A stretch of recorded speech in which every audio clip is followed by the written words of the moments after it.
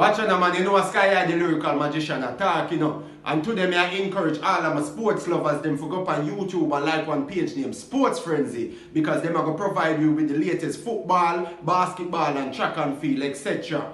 All of the news them. Right now a World Cup time and a transfer time and we need to know what I want. So go up on YouTube and like the page named Sports Frenzy. Yo, what's up? It's Chris Gale, Universe Boss, and I'm representing for Sports Frenzy, okay? Tune in for the latest news. Universe Boss to that. Respect.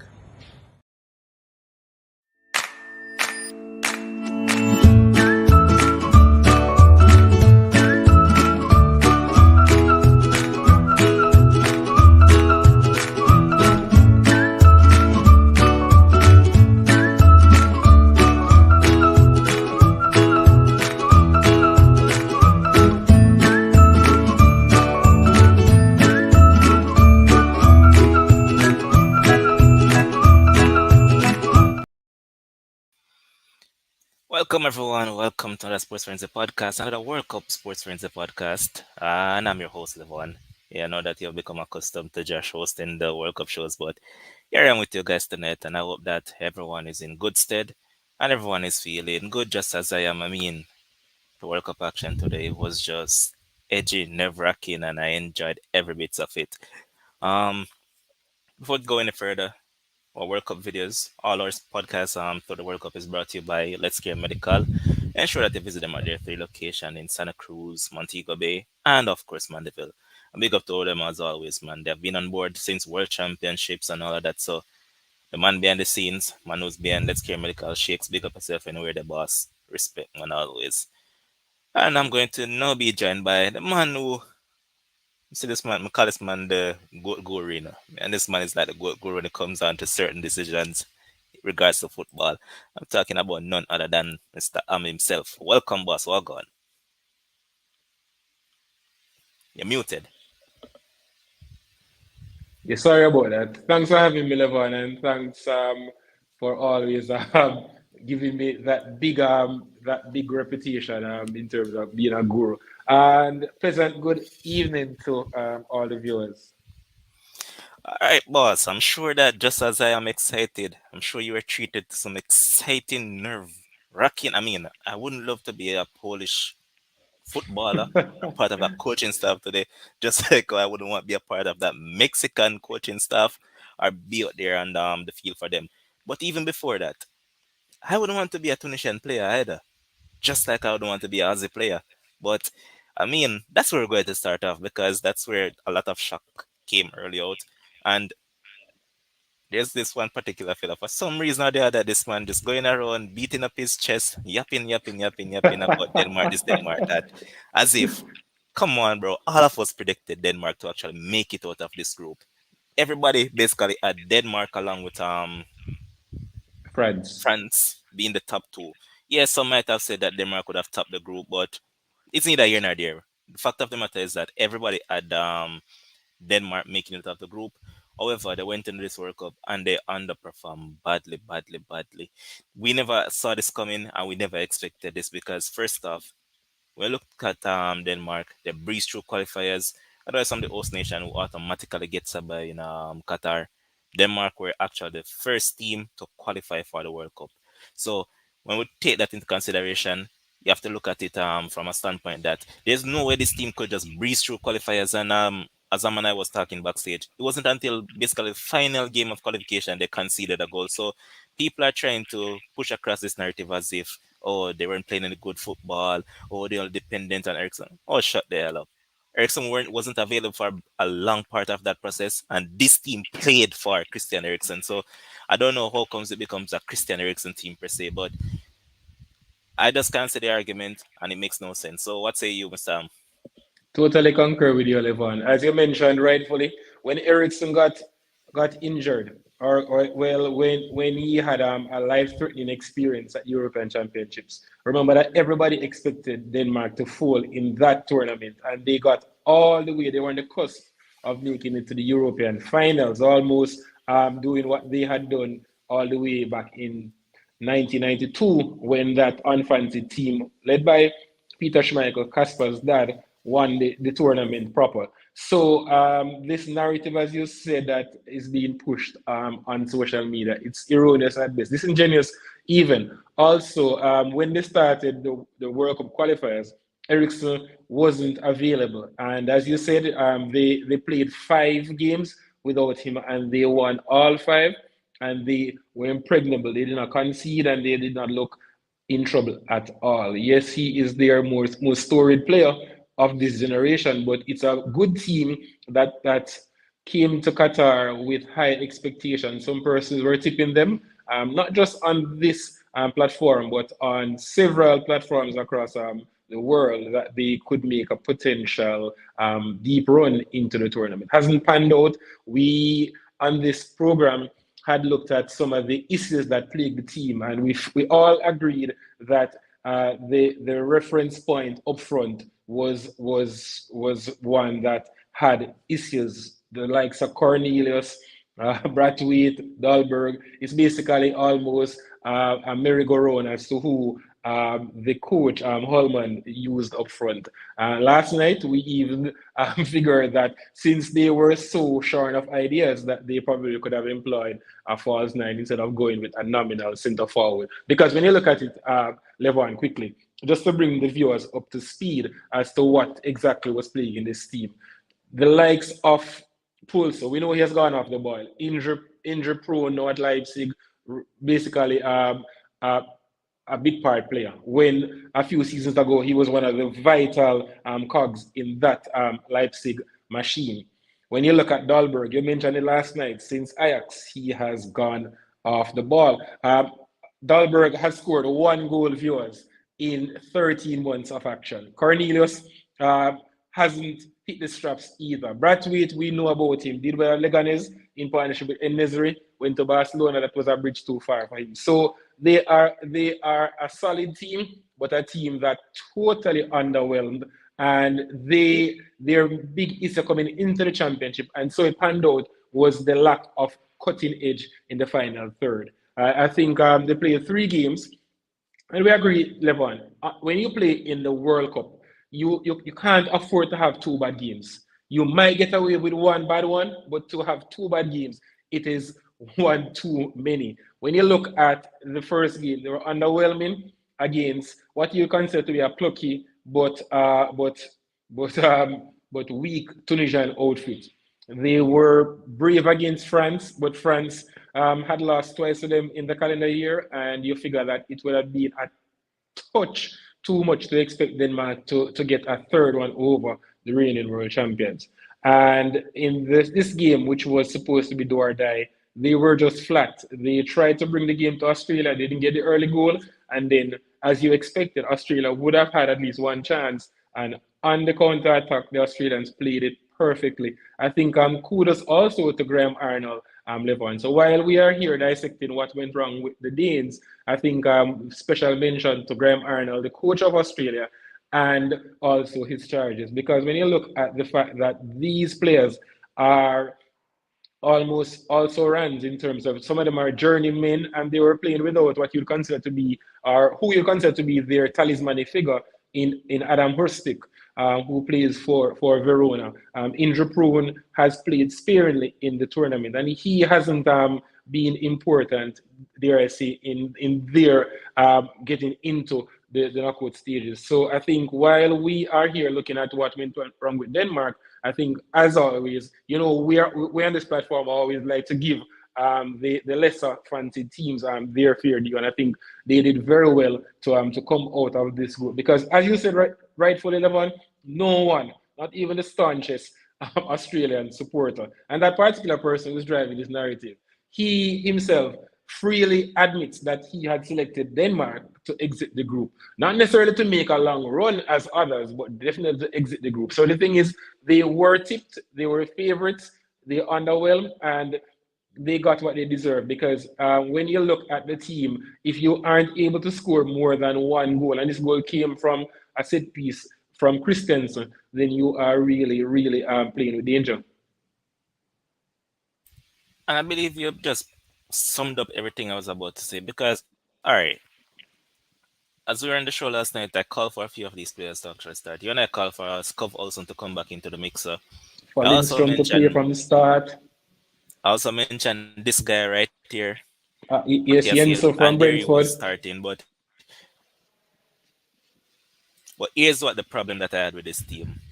It went with the team that I kind of expected, but in terms of the shape, it wasn't what I expected because, as I mentioned before, I'd have pushed Ericsson right up behind the striker.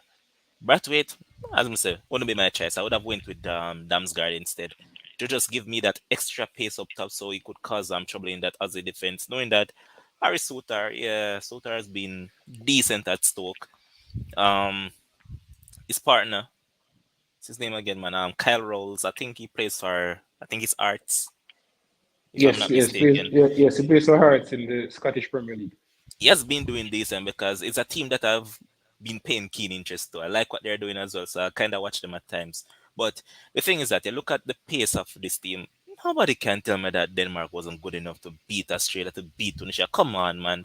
So this has to be something more mental, something along the lines of the coach and the And players more so than An observation, even when they were playing with the back three at the start of the tournament, their most dynamic weapon for all of us to see was arguably Miller playing from the left hand side. And it is, I think, an indictment when your most potent attacking weapon is your left wing back or your left back because the others just did not come to the party. And I think Lindstrom should have played a major part. And I also agree with you that Damsgaard, someone like Damsgaard, able to play in the pockets, find the half spaces. I think he could have had an impact in a game of this nature. We expected Australia to sit back, soak up pressure, and to basically give you possession where you needed to break them down. But once again, I think the Australians played it perfectly, Levon. The fact that they when that chance came, they were so clinical in terms of the timing of the pass, the timing of the run to ensure that the runner was onside, and of course the finish. And I spoke about on this platform, Levon Mailer is a player I have a lot of time for when he's going forward. But as I said, when he's asked to defend, that you saw he was turned inside out on the counter attack. And then Casper Schmeichel just could not get to that one, nestled in the far corner. So I think Australia, they have done what no other Australian team has done before, Levon. And I think this is something that is really, really good because when I look at other Australian teams that had people like Harry Kewell, Mark Vidiuka, Mark Bresciano, Brett Emerton, they have never won two games in an actual World Cup tournament. So for this unfashionable, unheralded team to do so, I think it's major, major feather in the cap of the Socceroos. facts. And as I mentioned, the other thing that we become accustomed to when it comes down to Australian is probably a Tim Cahill special, and then that's it. Precisely, precisely. But this time around, you're right, and here's Michelle summed it up perfectly. Australia is a dogged team. They are They're willing to willing suffer. to suffer. That's how they play. Because as we always say, and you are one of the key person in terms of driving home that point, that they know their limitations. So they play within those limitations and maximize on them. They know that they're not blessed in terms of technical players. As I mentioned, Aaron Moy, he was in the Premier League at one point. He went to another club. Here he comes back and he has been doing decent at Celtic, but come on. Precisely. Because remember, Levon, he was on the books of City for quite some time, but he was never going to be at City. He was at Huddersfield Town when they were in the Premier League, as you rightfully alluded. And he has been okay at Celtic, neat and tidy on the ball, but you would consider to be average at best. Even Matt Ryan, who you consider to be their most important player, he himself made a switch to Scandinavia, went to Copenhagen, and fell out of favor in terms of losing his place. So since the start of October, he hasn't featured regularly for FC Copenhagen. While he was featuring in the summer, as the autumn came around, he lost his place to, dare I say, the backup goalkeeper of Kamil Serbia, Grabara. the famous Kamil Gavari, man with the mask. Jesus, man, that man is just sensational. But the thing that I also don't understand with this coach as well, you've trailed with Cornelius, you've trailed with Dahlberg, Dahlberg. Why is it that the basically the only man in your squad that has Wind, scored goal this season, you decide to say I go just throw him aside totally. Vin is Jonas the Wind. only man that has scored goal, and the man decides him nah use the man on that talk. just So just defies logic, and that's in keeping Levon. And we don't like to bash coaches on this platform because they are closer to the action and they would have all the requisite knowledge to make these decisions. But some of these are mind-boggling. We have seen it with the case of Belgium. We see it here. We've seen it several times over, and it really comes into play. The question: what was Holman doing? And remember, Levon, the highly rated um, um, Rasmus Hoyland was left kicking his heels in Bergamo, wasn't taken. And I think looking forward at 19, I think they really need to build around someone like him and also the aforementioned Wind because Wind which is player that? 2024. Rasmus Hoyland from Oh, Atalanta. Island from Atalanta. Yep. But you see, Oh, hold on and a that's the second. I'm thing. trying to remember. Go ahead. Go ahead. And that's the thing, Levon. Hoyland has that pace and he's explosive. Yes, he's raw. He's 19, but he has a very, very high ceiling. And you figure that you had seen enough of a Cornelius to have to make a definitive decision on him that he just won't cut it at this level. And I think going forward, they may be in trouble because quite a number of these key players are the wrong side of 30 because you're looking at Christian Eriksen, you're looking at Delaney, you're looking at Hoiberg, you're looking at obviously Simon Kier, but you still have good young pieces that you can still formulate, and obviously Casper Schmeichel in the goal. So I think, and you look on Schmeichel's face, Levon, when that final whistle was blown today, it said a lot because there was a goalkeeper who knows that this was his last chance on the World Cup stage because 4 years from now, Schmeichel will be 39. I know that goalkeepers, especially in this era, keep until they are 40, but that I think is pushing it probably a bit too far. Facts. I was just contemplating about a player, but now I remember that it's actually Norway plays for this kid at Norsean, Shittledrup. Mm-hmm. Yep. I was trying to remember if he's Norwegian. actually a Danish, but I remember that he's Norwegian. Norwegian.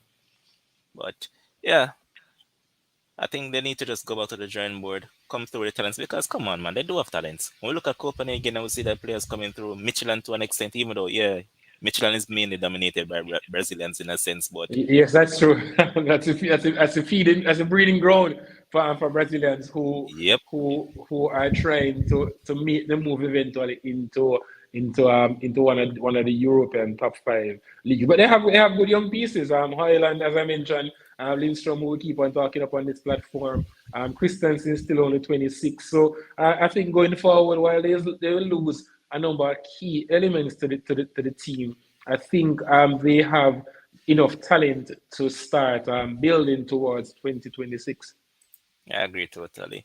But now we're going to move on to another upset because, as I mentioned, today was a day of upset. But before we move on, John, I big up myself, even though I see you come and talk some madness with Robbie, but big up myself still, John. I know say he's a French fan, saying a really business, but the rest of the team, them.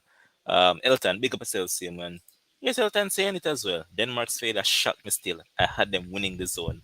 There you go. There you And go. I think, Lemon, if everybody is true to themselves, then they will concur with that assessment. Yeah, Not necessarily winning the group, but definitely comfortably coming out of the group. facts. Here's Earth saying that the unexpected results has now become the norm. Yes, it has, and I mean, I said it last night at the end of the show that honestly I've watched what I think this is it's a 2010 to an extent. Never fully understand football, but I was watching it. 2014 was when I really come to grips in terms of watching football when my side won. 2018, yeah. So I already said this is my third World Cup that I'm really Mhm. in tune to, and so far other than the boring indulgence, this has been one of the best World Cup that I've watched in terms of entertainment value. Young players shining. I love the vibes, man. But Michelle also saying that she had them going through. But next game we're going to look at is another upset. And man, when I saw this team, I was like, what the hell was this coach thinking? Just Or go was ahead and was bring that. he thinking? Was he thinking, Levon? Let me see if I can bring it up. There it is. Now, for some reason or the other, This man decided that he was going to start Steve Mandanda. I mean, come on, man. Mandanda 37. He has played there before. No need to play my dad. I would have given Ariola the chance. Ariola's been around a minute and just give him for World Cup experience so he could possibly go back to West Ham and instead of being a cup goalkeeper, he could take over the reins from Fabianski. But here it was. It started Mandanda. And last night show we were here talking about Rabiot and Coleman and all these people. This man said, madness. Kamavinga may throw it on the left hand side. Here was Kamavinga starting at left back. Konate started centre back, Varane as well. Axel Disasi, this guy has never played right back in his life, to my recollection. Here he was on the right hand side. Vertut, Tichameni, Fofana, Guendouzi, who I don't know when since this guy become a winger, but this guy was deployed on the wing, and he had Kolomuani and Kingsley Coman. I was there and I was like, bro, why is it that the man never does start Marcus Thuram instead and just play Kolomuani and him up top? Because that would give you more extra legs and more physicality to deal with the Tunisian defense. But boy, Deschamps say, yo, it's time for experiment. And he did experiment and he did get his ass kicked by a goal to nil. And well taken by Wabi Kazri. We spoke about him at length, said that had he been fit, he would have given team's defense more trouble than he has. But this time around, well taken goal, even though I think that the defense was slight on the play because come on, man. You can't allow the man to run from about 30 yards and then nobody close him down. I think it was this as who actually finally tackled him and got him injured. So tough one for him, but good win for Tunisia. Madness from Deschamps. Go ahead and analyze your side, boss. Well, Levon, I figured that what Deschamps did, he just had these names in a bag, and he just these are names he picked out of the bag because when you look at the players, it would be almost impossible to create a proper team with these players. As I mentioned, Axel Disasi for the viewers, he the closest he has played to right back would be as a right centre back for Monaco when he plays with Maripan and obviously Badashil. That's the closest in my recollection. Someone who is distinctly uncomfortable when playing out wide. And we spoke about this, Levon, earlier in the World Cup that even when you're playing as a right-sided centre back, not even a wing back or a full back here, you have to be able to have comfort on the ball, and this that's his biggest weakness. His and the ability to turn quickly, he that escapes him. Kamavinga looked like a duck out of water. He just looked clueless playing there. What was surprising for me, Levan, I wasn't even surprised about the 11, except that he had Choumini, who I figure at this stage, at any rate, would have been one of his Price asset, most fam. important players, and he started him from the off. And he played him for the entire duration of the game. Also, as you mentioned, Steve Mandanda. Now, I don't like to bash players because they don't select themselves. But remember, Mandanda was basically the standard bearer for Marseille for more than a decade. And he was eventually phased out in favor of the Spaniard Paul Lopez, right? He was relegated to being the backup goalkeeper, kept in the cup competitions, now finds himself in favor at Rennes. But that just goes to show that he fell down the pecking order at Marseille, but for some reason or the other, the goalkeeper for Nantes, Alban Lafont, was not selected for a tournament like this because I think Lafont at this stage is much better than a 36, almost 37-year-old Steve Mandanda. And you saw on the goal, Levon, he looked very cumbersome. Yes, he was slightly wrong-footed, but you figure that a Mandanda of 10 years ago probably gets to that because his footwork would be much better and his agility would be much better. Fofana, I think he was at fault for that goal as well because he was caught in possession, and then instead of actually trying to close Kasri down level, what he did initially, he had his hands spread wide open, appealing for the call. Now, even when you're playing on corner league football in Jamaica, we know that you play to the whistle, right? And then by the time he decided to actually track Kazri he put in what you'd consider to be a token challenge, a half-hearted challenge. So he didn't cover himself in glory, and it just goes to show how big a loss Chouameni will be if unfortunately for persons of a French persuasion he should get injured or suspended in this tournament. And what was also mind-boggling for me, Levon, was because I didn't really care much about the result because France's passage had already been secured, and unless there were a very, very strange sequence of events, France would have topped the group regardless. Once they did not lose badly, all right, or the other game did not end in an absurd result. But what was strange for me, Levon, was that yes, he didn't start on what he'd consider to be his heavy hitters, but he decided to put them on. Now, my thing is, Kylian Mbappe will not get injured. Ousmane Dembele will not get injured only if they are on the bench. That's how you know they won't get injured. Once they go onto the field of play, the likelihood of them getting injured is far greater. So I was figuring that yes, this is a disjointed performance, but you're the one who selected it.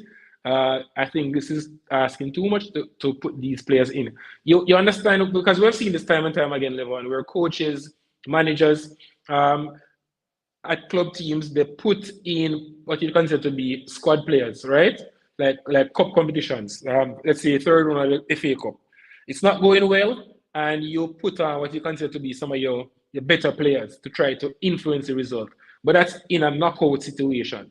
In a case like this, where you're already secure in terms of your passage and you're placed in the round of 16, I figure that that was one fraught with danger with having people like Mbappe, Dembele, Griezmann, Rabiot, obviously the aforementioned Chouameni, ending the game. That That's did your not point, make this much out, sense for me. because I say, where is it? I think John Adams to say it up here, so I'm gonna see if I find him comment saying that the result never changed the price of rice. Don't want important players to get injured in that. He called it friendly. But Jana, is the same thing that we just combat. You actually made a comment before you just went into the assessment. So why is it that you don't want important players to get injured and yet you start one of your most important players in teacher many? You saw that the game wasn't going in your favor. You decided that you're going to bring on all the heavy hitters because that's what he did. Yep, These are the guys that have been doing it for you guys, and he brought yep. them on. So I don't think he showed himself in any sort of flaws or any sort of blessings by doing that. And why didn't we get a chance to see Marcus Thuram? Did he have an illness bug? Is he carrying a niggle?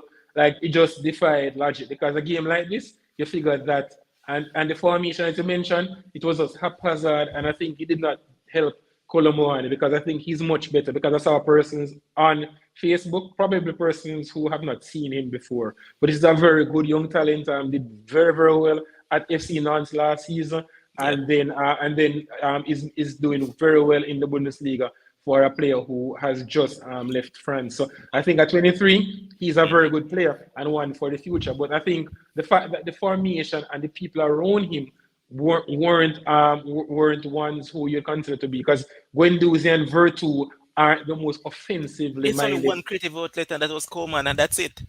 And we know that Coleman isn't someone who you will task with breaking down low blocks. He's really someone who, when the game is open, is stretched, that's when he comes into Yep. his when he has open field to run into. On the counter attack in transition, he's explosive because of his verticality. But when he has to think, that's when Kingsley Coleman's mind becomes clouded. So I know that.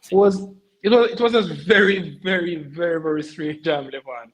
I know that looking at it, Totally strange. you know that looking back at the squad, I know that I think you guys brought too many midfielders that Yes, they did. aren't necessarily needed. Because, all And, right, for instance, I point out one particular player, and I know that you're going to agree.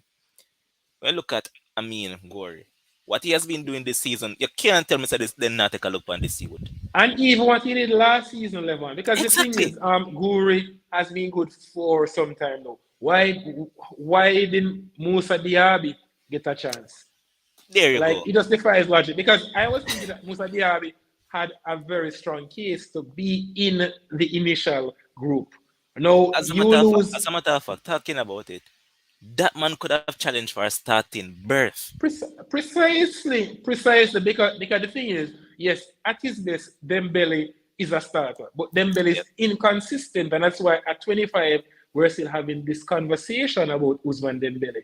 But in terms of like for like, Musa Diaby is as close to a like for like as you can get for Usman Dembele because he's ambipedal, he's explosive. Yes, he's inconsistent, but he is a talent. He's pacey, one of the quickest players in Europe, able to break it on in transition or a low block because he has very, very good dribbling skills and he has an end product because we have seen where he has done well for Leverkusen when tasked with scoring goals, when tasked with supplying others. He has been one of the most consistent Yep. outlets. So I just figured that, especially with Christopher Nkunku then getting injured, Karim Benzema, I figured that there was a place for someone like a Musa Diaby because his profile would have really fit this team. It would have given them another option from the Facts. bench should the likes of Mbappe or Dembele not do it on a particular because really and truly, Levon, because I know we have other games to talk about. I don't want to be here talking about France all night. But really and truly, Kingsley Coman is the only other player who you have off that bench who you would consider to be an X factor. Marcus Thuram is prolific, Striker. but he plays predominantly through the middle Centrally. or Yep. slightly to the left where he comes in onto his right foot. But in terms of being a game changer, someone who is dynamic and explosive, I think Musa Diaby really should feel hard done that he was not called into this squad. Facts. And once again, even though we talked about France, hats off to Tunisia. They did themselves a lot of justice at this World Cup. Nobody They expected did. them to get a point in it at all. And they did play good and hats off to them for gaining 4 points, beating the world champions. I mean, you saw it when the offside goal was chalked off for Griezmann. You saw the fans celebrated. And this is what World Cup gives. These are the vibes that it gives. And I mean, yeah, we see the conversation over about World Cup versus Champions League, which there's a conversation with me that get into, but let's leave that alone. But you saw how much it meant to these players, how much it meant to the fans, knowing that, yo, a France we're talking about would just beat the defending world champions. So hats off to them, man. I And mean, quite a number of these Tunisian players, Levi, for French. the viewers, are French born or they ply their trade in France. So they're closely connected to France, right? And the fact is, Tunisia is one of those African teams that they always are competitive at these tournaments. They do not have big names because when you look at their biggest name being Awabi Kazri, right? Kazri for the viewers, probably some of them don't remember. He was at Sunderland. He's at Saint Etienne.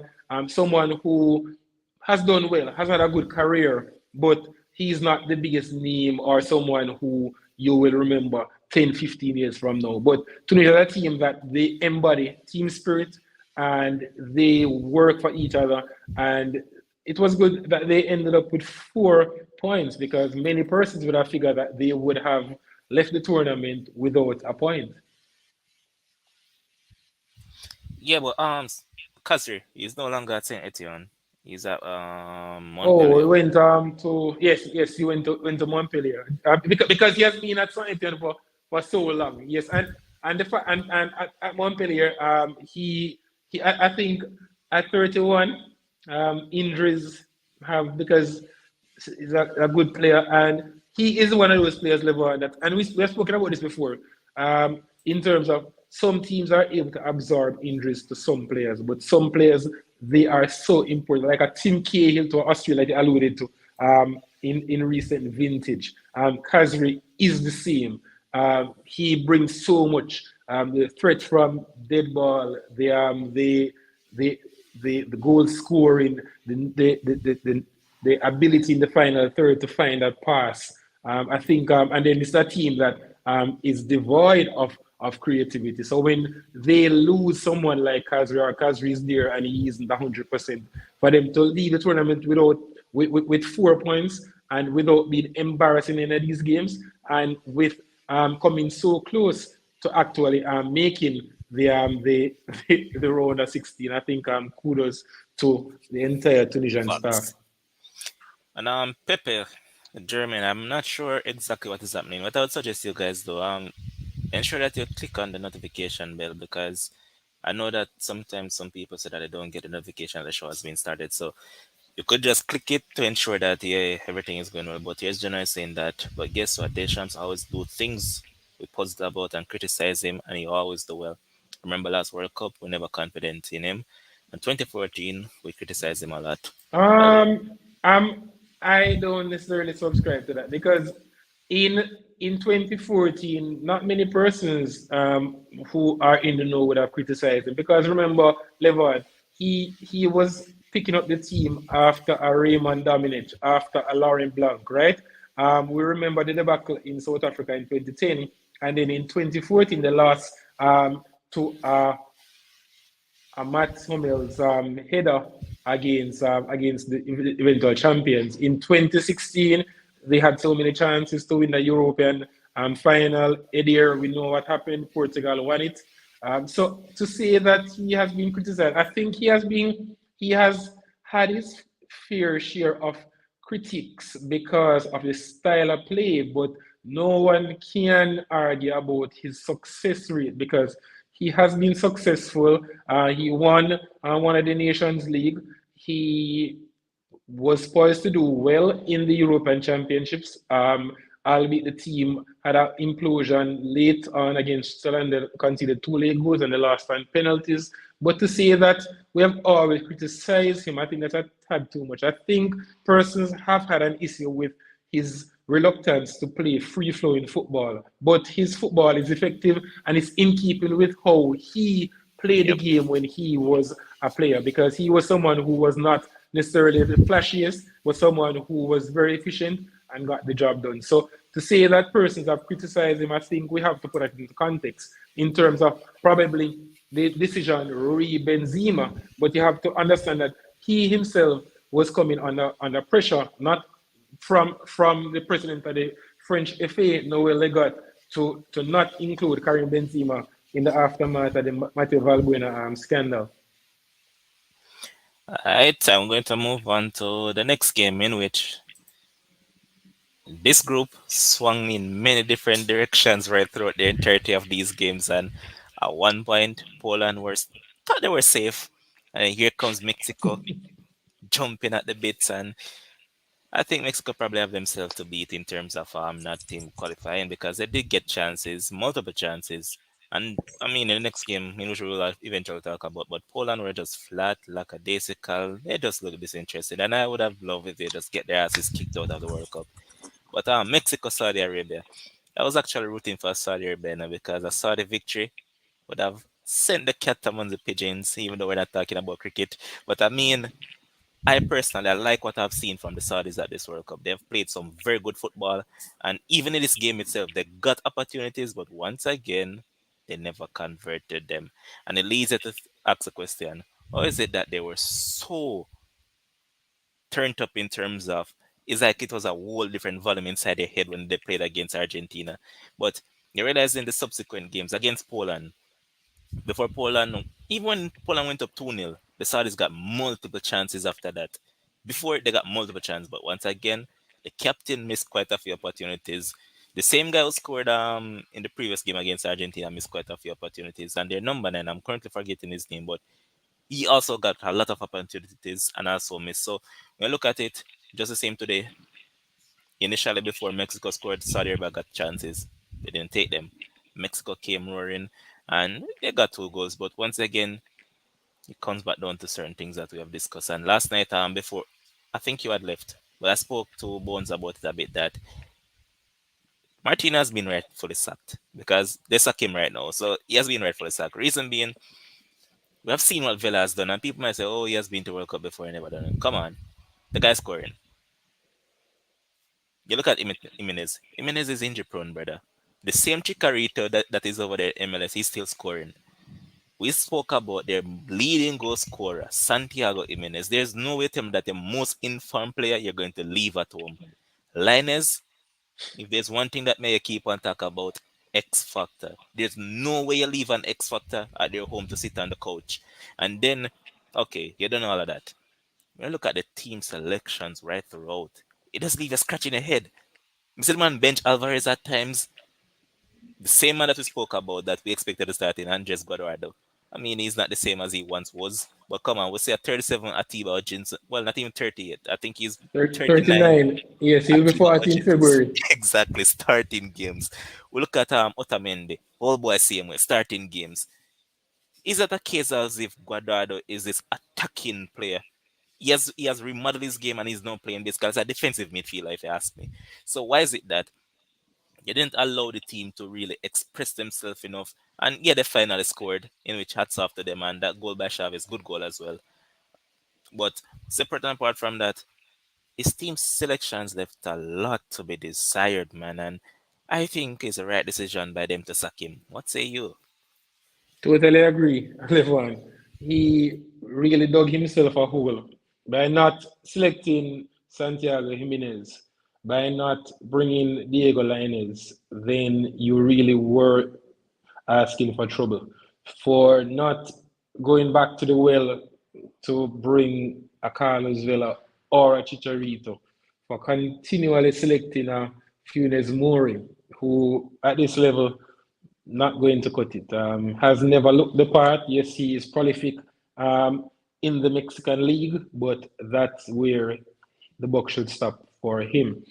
So I think the new manager will have a task on his hands. But the two players that we mentioned that were left out, one is 22 in the case of Linus, and Jimenez is 21. So they have two good young pieces already. Alexis Vega, we know, is explosive. Chucky Lozano, he will play with his heart and his sleeve. And I mentioned Guardado, Levon, quickly for the viewers. At Betis, he plays week in, week out, and he is one of the fittest players in Europe. He is like a machine. And Alvarez and Gutierrez did not feature regularly either. So it really begs the question, what was Tata Martino doing in Qatar? They struggled through qualifying. You figured that in this group that they were going to, because when we were projecting this group, this was a group that we had issues around these two teams. Obviously, nobody saw Saudi Arabia beating Argentina, and for most parts being so competitive because they were compelling to watch because they embodied the underdog, and we all ran with them because everybody likes an underdog story. And yes, they did not back up that result against Argentina on match day one, but I think they didn't lose anything in terms of credit in the two subsequent defeats because they played well for large stretches and they pushed these two teams. But from the draw came out and we projected this group level, we were all jostling back and forth. Is it going to be Mexico? Is it going to be Poland? And it's because Facts. of the issues that these two teams have. They have good pieces, but they have issues. In the case of Poland, we figured that will Lewandowski have enough support? Will the coach be brave enough to create a system where you get the best out of your talismanic number 9? For Mexico, we saw their struggles through qualifying, and so it panned out. They were very, very difficult to watch at times. This was really the only game that they really tried to play some football. And for some stretches, I saw where, yes, there is talent in this group, but Tata Martino has to but he deserves all of this flack and he deserves the sack because Mexico, you always felt that while they were in the ascendancy today, you always felt that they were likely to continue giving up chances. And so it panned out. And Salim Aldasari, very, very good player. And it just goes to show level that these teams, they have good players because in Al Shahani, for the viewers, that's the left back who went down with the concussion and which eventually turned out to be far more than a concussion, had to have surgery. He is someone who has long been tipped as one of the best players in Asia. But these players are sometimes reluctant to leave the Middle East and to apply their trade in Europe. Not that they don't have the ability, because Aldasari, he went to Villarreal and he played one game, and he got homesick, decided, like, you know what, pack up my bags, I'm going back home. But there is the talent in these teams level, and we saw it because this is a player who you figure really can cut it in Europe's top 5 league because talented, has an eye for goal. We saw the spectacular finish against Argentina, and today we saw how calm he was when he started that consolation goal, which ultimately was the dagger in the Mexican heart. So I think Mexico deserved what they got because they have been very, very hard to watch over the course of these three games. And I think they have to go back to the drawing board because they're going to miss some players. They have good young players because Alvarez is in his mid 20s. The aforementioned Lainez, Jimenez, Lozano, they still have good enough young pieces to build. But this is the stage now, Levan, where they have to do away with. Yes, Guardado has been brilliant for them. As you mentioned, remodel this game initially was a flying winger with long hair. Some Jamaicans probably won't remember him. Yes, he was the one who used to play with Carlos Salcido in 2010. He has been around from 2006. So long has Guardado been there. But people like Guardado, people like Herrera, I think this is the time where you phase out these players and you start to infuse the younger players as you plan towards making a deep run in 2026 because Mexico will be co-hosting and this is a tournament because normally Mexico hosted. They hosted it in 1970, 1986. They got to the quarterfinals. Yes, we know that all the games won't be played in Mexico and they won't have the advantage of altitude. But the mere fact that it will be playing in the Americas, they really need to make a good fist of it in 4 years' time. All right, and I've had this guy picture on the screen for the longest while, and people, for the commenters and the viewers that might be wondering why. The reason why I've is picked up for this long is that I've been watching this guy for quite a while now, and this season I've even zoned in on him a lot more. Reason being, I've been taking a lot more of Genk this season, and he has formed a very good partnership at the back with along with Preciado from Ecuador, From Ecuador. um Munoz from Colombia, and crap Cuesta from also I think is Ecuador or Colombia as well. So I've been watching these guys for a long while. I'm saying that a guy like this, why is it that you don't start this man? Yeah, you might say you like Montes and what have you not, but And Araujo. You see, that's the thing with Tata Martino. He has his, and we know this is something that is not confined to a Tata Martino. You find that managers, just like probably teachers, you will have ones who you consider to be a favorite. But you have to put aside favoritism and look for the players who will put you in the position to to be able to be successful. And Artiaga, there are so many options that they really could have gone with. And we saw where he went to the back three. They almost never play with a back three. Last time they played with a back three, they were ruthlessly exposed by Uruguay, lost 4-0. And they went to the back three against Argentina in a game where you figure that if they were braver, the Argentinians were there for the taking because Argentina was faced with a must-win situation. But Mexico did not come to play football. They came to defend, defend. And you figure with the right tactics, they definitely have talent. So I don't want the viewers to think that Mexico is no longer producing talented players. They are producing talented players. While they may not have the advantage of the Azteca, like what they did, let's say, in the 1990s, 1980s, throughout the World Cup qualifying when they were unbeatable, they still have very good young pieces who are playing their trade in good clubs across Europe. So not necessarily the biggest clubs because like a line is at Braga. Yes, we know he didn't necessarily make it at Betis. Artiaga, Genk, there, Jimenez at Feyenoord. So they have young pieces, but it's just for the new manager to really make the team about these players as they build towards 2026. once again, just as I gave Tunisia some flowers to go on with, Saudi Arabia can take some flowers and go on with as well. A lot of people expect you guys to be the whipping boys of this World Cup. Actually, quite a few of the panelists predicted Saudi Arabia to concede the most goals at the tournament. And I mean, let's be honest, man, they didn't play badly at all. They, So they didn't they didn't hats off to them. They've come a far way, and I love what I'm seeing. I love the development of football that I'm seeing, and as I always say, it's a chemistry and cohesion that plays a lot in goes a long tournament way. football. So that's what they have going for them, and I've said it once, and I'm going to say it again. The thing about the Saudi team, 7 out of the first 11 plays for one club. So And you these saw that guys, you saw that Levon. You saw that they were in tune, and yes, eventually, um, they were playing against teams with more talent, more exposure, but they made it more difficult than many persons had envisaged because people were thinking, oh, they're going to, and even in 2018, like, remember that they defeated Egypt, and you figure that Egypt would have fancied themselves, and this is after Saudi Arabia had to pick themselves up after losing 5-0 to Russia. So this is a No man, team them that lose to Cheryshev. Cheryshev and Zuba. But yeah, that's the truth, man. But I'll just run through this bit before we get to the next game because we have the preview for tomorrow. But yes, Curtis Salk is saying that got to have all of your best players in your World Cup squad regardless of age from their performance. That is facts. Not really matter. To- Totally, and wherever they are performing, once they're performing, and like I really can't see why Jimenez wasn't brought. I can't see why, because yes, Antuna is a talent.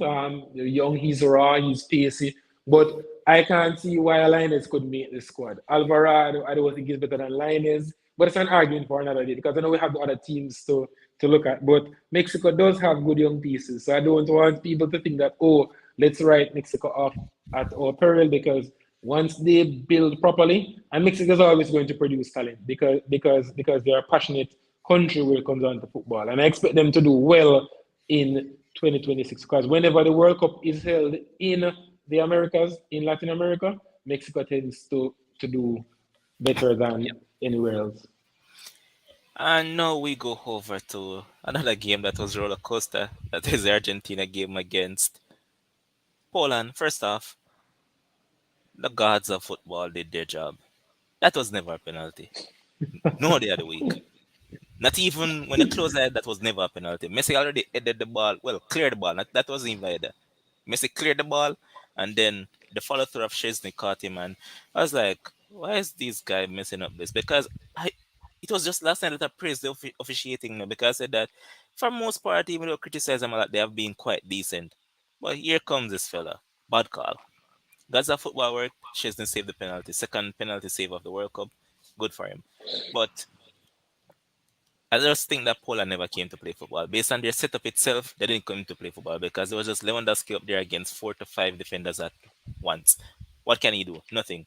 Suderski, for his best part, he has done well in MLS, but come on, man. Suderski is not at this level as yet. He needs support up there. I'll keep on saying it. If you're going to play two man up top, it has to be at a Milik, Or Piatek, Piatek along with along with Lewa. Lewandowski. Separate and apart from that, Argentina, they play good for parts, and I know that some Argentine fans might not agree with me now, but I think now is the time. This might be his last World Cup, but I think that if they really want to go forward, the man that plays on the right hand side, he has to go. For all the good that he has done, I just don't think he has enough, because if I realize that, even though he's trying to create, he tends to cut back the ball a lot. And that slows down the momentum of the team itself. But then you look and say, oh, who you're going to bring in? $1 million question. But the thing about this performance that we realize is that a lot of changes that you and I have called for the longest while, this is what led them to victory. First, from the tournament even started, I said that Enzo Fernandez has to start. The guy's been quality at Benfica, and not even Benfica. From he was at River Plate, he has River been Plate. playing very good. And me personally want him at United. Even before Benfica went for him, I said, yo, this is a player I'm wanting on my side for combat my midfield. But he was there, went in, good player. Julian Alvarez as well. I said that Latour hasn't been himself at this World Cup, and he hasn't been playing good for a minute now. Alvarez came in, run the lines well, and he should have scored early out as well, but fluffed his line. After that, they finally got the goal. McAllister, a player we call for, he scored the first goal. Well taken, but I mean, Polish defense was sleeping. There's no way come out after, like, literally 2 minutes after halftime and just go to sleep just like that. But well taken by McAllister. And as I said, when he scored, the Englishman scores for Argentina. Well, he's not English still because his father played for Argentina as well. But what a lot of people Scottish. don't realize is that the second goal was made by River Plate. These are two guys that understand how each other play, and Enzo Fernandez created a lot for Julian Alvarez while they were both playing together at River Plate. And here it was once again. It was Enzo created for Julian, and good win for Argentina. It could have been way more. Messi should have scored at one point, but good for them. But let's just talk about the game before I beat a particular Robert Lewandowski, because this man has gone MIA when it comes down to games that matters most. Earlier this season in Champions League, when he got chance after chance in that game against Bayern Munchen, and he missed a lot of them. So we're going to zone in on that Lewandowski fella, because we beat up Messi and those players. We call him club bully and all of those stuff, So no time for Lewandowski get him share beaten. But Ryan, welcome as well. But Yeah, man. shoot a shot. All right, as it relates to Lewandowski, yes, he will get his share of criticism. But to be fair, the tactics, as we mentioned, they didn't help, and the players who you would expect to create. I didn't think Zelensky was as influential as he could be, but that's also down to the tactics. I think to ask Zelensky to be your only source of creativity, I think that was asking a bit too much. We know he's a talented player. He has done very, very well in Naples, and he would be an addition to most top flight clubs across Europe, such as his quality. But ask him to be the only source of creativity, then I think that was a bridge too far. You look at the midfield, it's either Bielik or Krychowiak. It can't be both of them, because, as you said, that right away signaled that here's a team that was going to sit in and try to soak up pressure. And some way, somehow, they got to the halftime interval on level pegging, and right after they conceded. And that's the thing that I want to talk about, guys, in terms of when teams concede. And that's when you are most vulnerable, either before or after the interval, or just before the end of the game, because your concentration level tends to go. Because, or even in the case, or when substitutes are entering the field of play, even in that game, and I didn't get to mention this, but I'll mention this quickly. In the game against Spain versus Germany, Alba comes out and Balde goes in, and right away, Right where Balde was. I said it during the game. Yeah. right where Balde plays, and he is cool. He hasn't, because the thing is, when you make changes in terms of personnel at halftime, everybody goes back onto the field. Everybody's relatively cool. But when you put someone in at 60, 65 minutes, it's difficult, no matter how good that player is, to fit in right away. So as it relates to them conceding, you figure that they were so negative, guys. I'm not to cut you though, but can I ask a question here? Yes, go ahead. While watching that same Spain game, and I saw Balde coming in, I was said to myself, really, you're going to put in a youngster on his second game in a high intense game like this? Why not an experienced person like Aspilicueta who can manage the pressure more? Especially Ryan, when you look at how Germany was playing, their most creative weapon was Musiala, who was playing in that particular space, right? And you realize that was where Germany was having some joy, because even that one that we spoke about, where Musiala arguably should have played it to Fulkrug, that was another chance that came in that general area down the left-hand side for Spain, which would be the right side for Germany. So, yes, Ball is a talented kid. We all know this. He has a very, very high ceiling. But to put him in a game of that nature, and I think that Alba was having a very good game. So, some of the times changes, because we credited Luis Enrique for the change with Alvaro Morata, and rightfully so. And Hansi Flick with the change where he put Fulkrug in. But I think Luis Enrique should get some flack for inserting someone deep in the game who is so inexperienced at this level to combat arguably the most potent German attacker. I think that was a decision that I did not necessarily agree with. As it relates to the game, though, Levan, you mentioned correctly, the second goal made in Argentina, made by Marcelo Gallardo. We have seen these players at River doing wonders. They are now in Europe, and from the moment we saw these two players, coming through at River Plate. Many persons thought that these are two players who are going right to the top. Alvarez, what he did today, guys, which was very, very important. Argentina, there was a slight tweak in formation. We keep on saying that Scaloni is not necessarily the best tactician, but we saw where Alvarez was playing predominantly as a left winger. Messi was playing almost like a false nine. We know he doesn't have the legs like what he did in years gone by. And Di Maria was trying to make the pitch as wide on the right-hand side. And I think this was the most fluent we have seen Argentina so far. Fernandez kept it ticking over in midfield. He was just like a metronome. Early doors, I think he was a bit excited because first start, scored that wonder goal, and he was trying to complicate it. But after, he was just like clockwork, just kept it going. I think the Paul was not necessarily wasn't to his best, but better than he has been. McAllister will keep on talking, and this is the fact, guys. Players are in form, you play them. When I see a McAllister playing for Argentina, I can't understand for the life of me why Leandro Trossard can't play for Belgium. You understand, guys? But Argentina was fluent, was more fluent today than they have been in the previous two games, and that augurs well for them. I figured that that Lautaro, if they're supposed to make a deep run in the knockout stages, Lautaro Martinez has to play a role.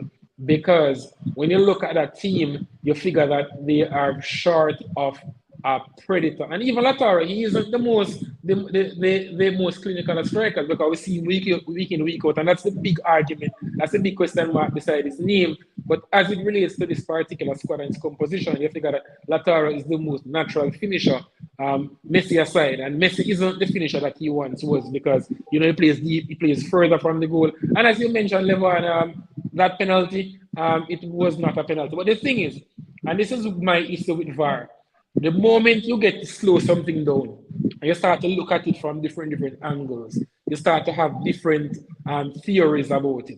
But in real time, that's not a penalty. But I figured that the moment he was called over, I figured that he's not. He goes over there. He's looking at it. It's slowed down. It makes it worse than it actually is. But that is not coming together. But in slow motion, did the slow motion replay show Chesney hitting Messi before Messi heading the ball? No. Because for me, that's the critical aspect, you know. It didn't. Because that ball, Messi got contact at the ball long time.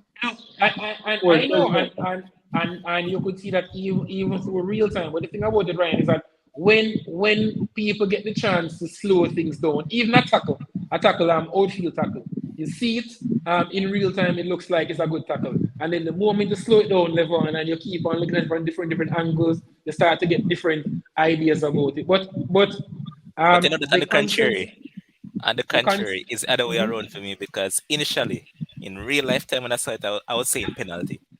But so when I saw the slow-mo, I said, The man literally, a clear Messi cleared the ball now, because Messi never had the ball after the goal. Why I didn't initially say it, Ryan, and I think you probably will agree with me. The fact that Messi managed to get his head to the ball, and then the contact. So I figured that the only way this could have happened, Messi had to make contact with the ball before, and this ball was not. It wasn't a goal scoring opportunity. I just figured that the referee blundered, but special mention to Chesney, because he was on a mission first half.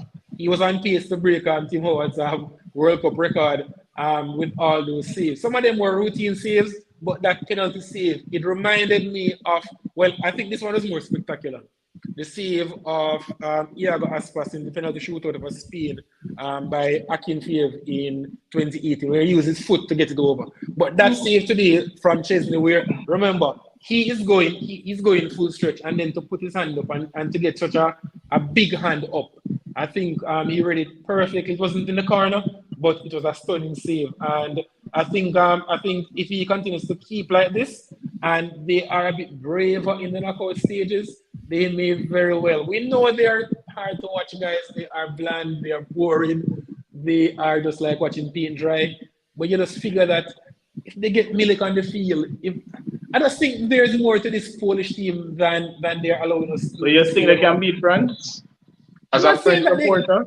No. I'm not saying that they can beat France, but I think they can make it. They can make it tricky for France because the thing about it is it's the first 20-25 minutes because you see the thing is, nobody expects them to trouble France.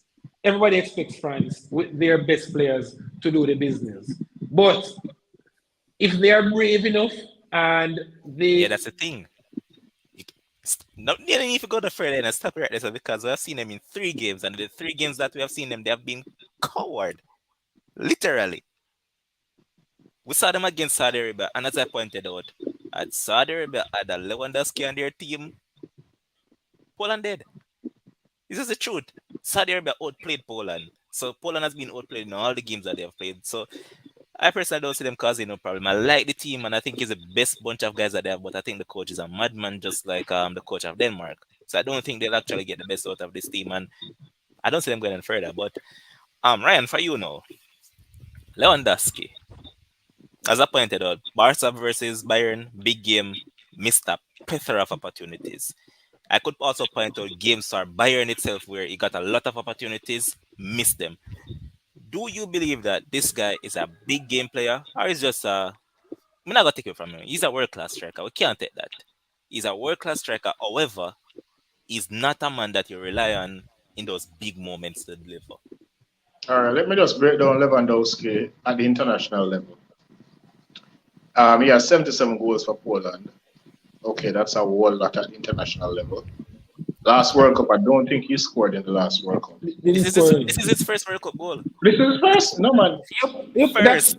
that's why he celebrated like that. It's his Ryan, first Hold on, what first did last World first. Cup?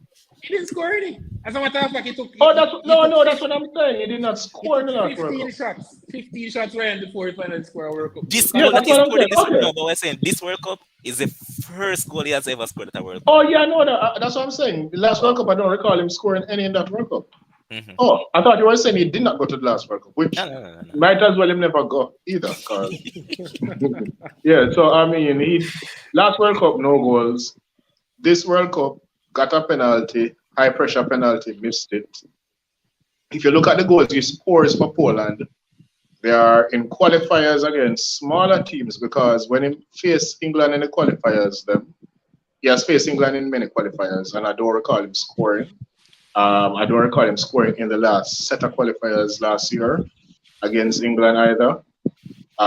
So when he scores the goals, he scores them against the minnows. In the Euros, I don't recall Lewandowski doing well in the Euros either. So the goals he gets for Poland are not in the big games. He basically, yes, he does the job, gets them in the second position, and then they end up go through the playoff and qualify or whatever it might be.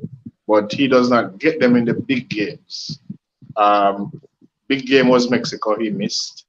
Okay, he got one again, Saudi Arabia. Law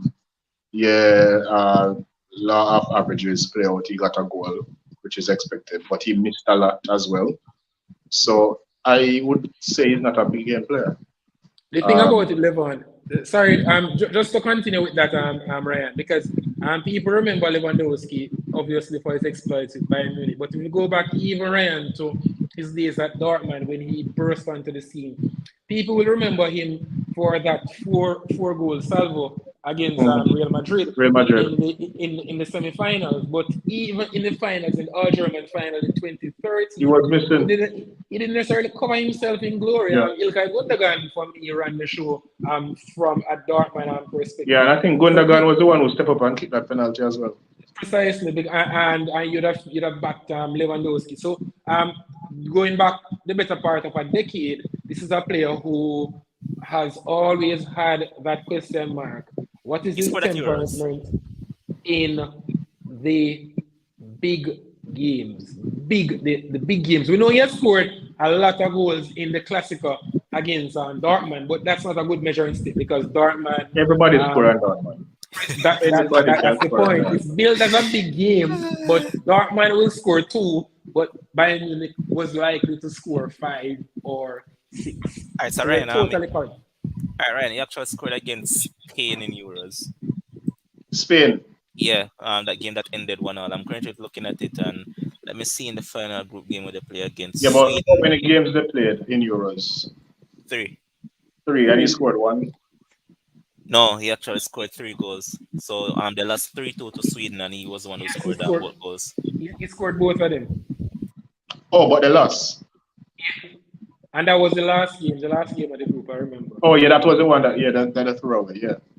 Mhm. So he scored 2 in a losing cause, which was neither here nor there at the end of the day. But yeah, at the end of the day, I mean, when you look at his record at the international level, and even if you are to dissect his club level records, I mean, if you play for a big team, chances are a high percent chances that most of the teams you're going to play, 90%, maybe 85% of the teams you're going to play are going to be smaller teams to you. So you are going to get goals against those teams. So his record will look very good getting goals against those teams. But True. when it comes to the crunch, where is he? That's the truth.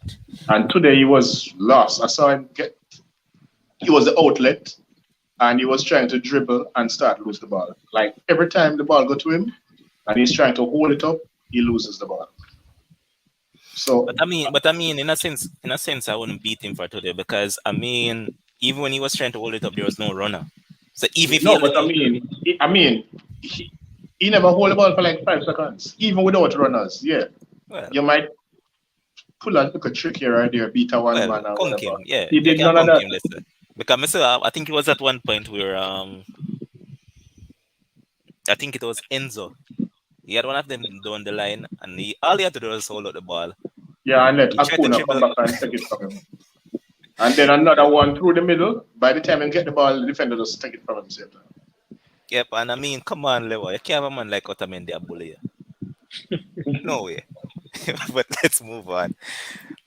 Come tomorrow. Interesting day lies ahead. Let me just go ahead and pull this up on the screen. We have some interesting games coming up tomorrow. So where is that? All right, as it stands, this is how the group looks. I hope that you guys are seeing all these teams. Are you guys seeing it? Yeah. All right. So currently, Croatia is leading the group on 4 points with a +3. Morocco in second with a +2 with 4 points as well. Belgium in third with 3 points. Belgium who are having all sort of foolishness going on down there. At foot of the table, out of the tournament, Canada at the foot of the table. So look at this tomorrow. First up, we have Morocco taking on Canada. How do we see this one going? Because I mean, Canada, otherwise from the Croatia game that they were totally embarrassed. I mean, the coach was just naive to open up just like that. But otherwise from that separate and apart, they have done themselves quite well. First game the players should have beaten Belgium, but they didn't. But look at them against Morocco. Morocco has been playing very good. And personally, I don't foresee anything else but a Moroccan victory come tomorrow. What say you guys? Starting with you, Yeah, Ryan. I agree. I agree with that. Let me just be clear here. So that table not change. That's exactly what the table we're finished in terms of position. Belgium is going out. They are in turmoil and whatever. But when I reach here, I'm talking about Morocco and Canada. Yeah, Morocco for me will win. At the very least, they'll get a draw. Canada basically playing for pride. So if they are opening up when they are playing for points, imagine what they'll do when they are playing for pride. I think Morocco will get the points. Especially if Ziyech, the Ajax version of Ziyech, turns up, not the Chelsea version. Well, I mean, the Morocco version at ZH last game, if he turns up, they'll win. Yeah, definitely. I have Morocco to win and advance. And the scoreline? I think Canada will get a goal. I'm going 3-1 Morocco. All right, go ahead. It's interesting that Ryan said the table will not change. In terms of, I think the top 2 might very well change because I foresee Morocco being able to get past Canada. Canada has acquitted themselves well. Yes, they really collapsed in the second half after being competitive for the first three halves that they played. Obviously, the first game against Belgium, they will continue to berate themselves because they really should have got the 3 points there, and they were very competitive against Croatia. Took the lead, had the audacity to take the lead within 2 minutes against the beaten World Cup finalists. And I think they were a tad bit too gung ho. I think they got a bit too confident, and the Croatian midfielder started to tick like the proverbial clock. And then, eventually Croatia was going to carve chances out, and they ended up 4-1 victors. But Morocco, what can we say? Very good team. We spoke about them before the tournament, and so it panned out. They are missing Harit, but they have been very, very good. And when you look at this squad of players, guys, remember that someone like Munir El Haddadi was not brought, and some persons were saying, "Well, Munir has pedigree. Remember, he's coming from Barcelona. Yes, probably lost his way, but should have been in the squad." But it just goes to show that that the players selected have really stood up. Someone else that people were calling for Tarat isn't there, Belhanda, but they haven't missed a beat. I think Amrabat in midfield has been very, very good, has not lost any of his potential suitors, and I figured, guys, that more clubs are going to be interested in the Fiorentina man because he does all of that dirty work in midfield and provides a platform for people like Ziyech and Buffal to flourish. My issue with them remains up front. El Nesri does not convince, but they have viable options for the bench. We saw where Sabiri and Zakari came on and did the business last time out. So very, very good team. They have options right throughout the team. So I expect them to beat Canada. Canada, I think they will be best advised, Levon, if they probably not start someone like Atiba Hutchinson, or if they play Atiba, they also play another midfielder. So you're not outnumbered in midfield because you know that Morocco tends to have three in midfield. So you don't want Istakio and Atiba Hutchinson to be outnumbered. So I think Kone may very well start. But I can't see Canada beating Morocco. So I expect Morocco to win. That scoreline that Ryan mentioned, it looks like one that I would be inclined to agree with. So 3-1 to the North Africans. Yeah, that produced some. But one thing though, with us predicting Canada to score, Morocco has gone like what, 10 hours without conceding? Precisely, and the thing about it, Ryan, as you mentioned that, and quickly, last game, Bono, who's unquestionably your number one, wasn't in goal, and Munir, the backup goalkeeper, acquitted himself very well. So they have solid. What was the reason for the change, though? I was wondering when I was watching the game. Why not missed after the warm up? I have not yet ascertained what happened to the Sevilla netminder, but he wasn't there. But his replacement, while not as good as Abuno, he did not disgrace himself with his display. So I think totally agree with you, Ryan. I think Canada somehow gets a goal, but I am not convinced that they will be able to hold out against a Moroccan team, which will be buoyed with the possibility of actually topping the group. And I think Morocco wins tomorrow. Cedil Francis predicting a 1-1 draw. Jermaine Watson said 2-0 to Canada. They've been saying that my first scoreline Morocco 2-1 Canada. I'm inclined to, as a matter of fact, you know what? Boy, I give Canada a goal, because the thing is that Hakimi and Mazraoui them go up against, and Davies are going to get the better one to the tournament at some point. I'm going with that 3-1 victory. But Levon, quickly before we go to the other game, guys, it's actually quite a thing to see how restrained these two marauding fullbacks have been, because that was one of the things that we figured, because last World Cup in 2018, Hakimi played so high up the pitch.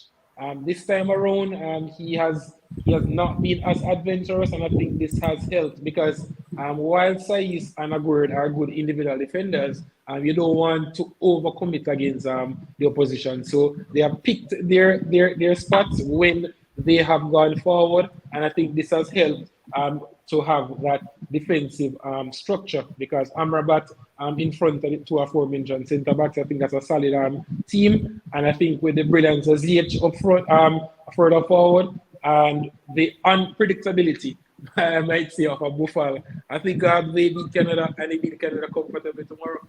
Were these the two fullbacks they had last 2018? No, I don't think Mazraoui featured. I don't remember start last time around. No, I don't think Mazraoui. I may be wrong, but I don't remember him being the starter in 2018. Give me 1 minute. I'll just pull it up quick. I remember the game. I think they played Poland. They were in Portugal's group. Yeah, Portugal they played against Spain and Iran. At that point in time, I think Saiz was playing over there. If not Saiz, it was Hamza Mendel. Yeah, but I don't think Mazraoui was. No man, Mazraoui wasn't there. Yeah, I don't.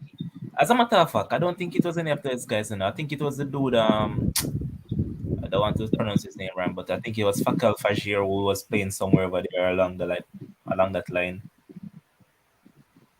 But yeah, I didn't. I know that Bono was there, Hakimi, Mendel, Manuel da Costa. Hakimi was there. I remember Hakimi was there because he was so gung-ho and he was getting forward so many. Bono wasn't there, right? Bono was the keeper, right? Bono, Benatia, Saiz, Ziyech, Almadi, El Khabi, Belanda, Fajir, Kajoy, Botib, Musafa, Ait Benasir. Remember that dude? Noureddin Amrabat, Nabil Dirar. That was the dude who was playing wing back. Yep. Dirar was the dude that was playing wing back. And as you mentioned, Noureddin, his brother Sufyan, for the viewers, is the one who is putting out the fires in midfield. And Sufyan was there as well. Yeah, but he wasn't as influential in the squad. But the thing I would level is that Antonio Conte has been pursuing him. He's a known admirer of the Moroccan. And he's trying to get him to sign at Tottenham. I don't see why I want him to, because look how much midfield I'm have now utilized, because he doesn't fancy them. He doesn't fancy them, Level. He doesn't fancy all those guys. And all of those. But next game we're going to look at is Belgium against Croatia. Croatia midfield step up last time around, Brozovic and company and all of those guys. But my player, I don't know, but I just love this guy, man. Every time that I see the man from Ecuador in pure Nkapi, and every time I say this guy, Josko Gravidal, I mean, off these guys, man. And as I said to Ryan and I had this conversation from a while back, and I remember some Chelsea fans took out me and Ryan, even though Ryan is a Chelsea man, who said that instead of Chelsea wasting money on Koulibaly, they should have just top up the money and just go for Gravidal. But anyways, separate and apart from that, Gravidal was monstrous in that game, man, and he did what we expected. At some point, I even see the man do what he do at Leipzig by finding himself in opposing Yup, he led a counter attack, and if Perisic had played it, he would have had a compete. Yep, and look at them versus this Belgium team. I don't know where to start. Number one, if Batshuayi start as a leading striker, in a problem. If Hazard start as a captain, in a problem. There is so much Belgium. There is so much Belgium can do with that team. They complain about age. It's so simple. Change your two centre backs. You have two good enough centre backs you can put in. Not good enough. Man, them have two better. Arguably better. Exactly. All right, they have the best. You have a centre back who play 6 games for Leicester and had 5 clean sheets. Wood Fies. Yeah. You have Trossard can come in. You have then Dunker even can come in and play midfield or centre back. Bro. You have who else can come in? Bro, you have Doku not get a game yet, no? Like, which defies logic, because that team that is still is pedestrian. Like the man don't get no game yet. And he's the man drop on last match. The Hazard brothers them can sit down. You know, realize last game what when he take off Hazard, you see what the man drop on. Dries Mertens, the man draw final. Dries Mertens. 35-year-old. Like you can bring down the age group, you can bring down the age so much by doing just putting in certain players. And right now, just like before you came on, Ryan, and I was going through some French players, but I'm not gonna have time for that right now because you were that first time. But let's look over Genk. Genk alone have at least about 3 players that could have made this Belgian side. You have this young guy, I think his name is Oyen or something along that line. He has been very good this season. I think this one in Mike Tresser. Mike Tresser has been very good this season as well. Get Hazard and them man choose. Come on. And when I reach Del Ketty, whenever again the guy, and I can't remember them pronunciation. Van Aken. Van Aken is another from midfield that scores goals. There's so much young players them can put in. They're there. The players are there. They are right there. But he's afraid to drop the big names. But tomorrow, I see Breadbag beating. What's the matter? No, actually, I see this game dry. To be honest, I actually feel that this game is going to end 1-1. And it will be Marco who will actually win this group. So let me see if you guys are actually thinking and see what I'm doing. But anyways, what you guys see this guy going? 2-0 Croatia for me. Belgium is in turmoil. They're not even talk to each other. Lead striker, now I talk to backup striker. That is Batshuayi and Lukaku. Leading player, now talk to goalkeeper. From ever since, from the girl business. You have the defender not talk to defender. Trossard and Hazard not talk. Like, it's just, I hear that they had a barbecue, and it's the women and children have to talk to each other, and them not talk to each other, something like that. Yep. Yeah, so these guys been playing together from they were kids. It's been that long, and it reached here. So now this is where the golden generation ends under this situation. Anyway, they're not going through. Not with so much turmoil. I don't see that. All right. What's this going? Difficult to see Belgium doing anything. They have enough talent. You figure that they should have made a better fist of it, but internal issues abound, and they have been pedestrian, they have been sterile, they have been awful, lacking creativity. And this is a far cry, guys, from Belgian teams of recent vintage, where you figure that they had enough in attack and in midfield to create chances. They have just been very, very, very, very bad. Notwithstanding, I still figure that they can't be any worse than they have been, so I expect them to be improved. I expect to see a few welcome additions. I think Trossard definitely has to start. And I hope my player, Jeremy Doku, gets a look in. With all that said, I think this game ends in a draw. I just think that Belgium actually will finally play some football. They have been so bad, Ryan. I don't think they can get any worse. So I think they play better tomorrow. And I see Germany having Belgium winning. I would not be surprised if Belgium bucks the trend level and actually wins. Because, as I said before, they've been so tepid and so bland that I can't see it happening. Not with the turmoil. Yes, no, well, it could be a case, Ryan. I know where you're going, and I agree in that sense. But it could also be Levon, the catalyst that has the. Hold on. Belgium also speaks French, right? Yes. No wonder. They speak Flemish. No wonder. And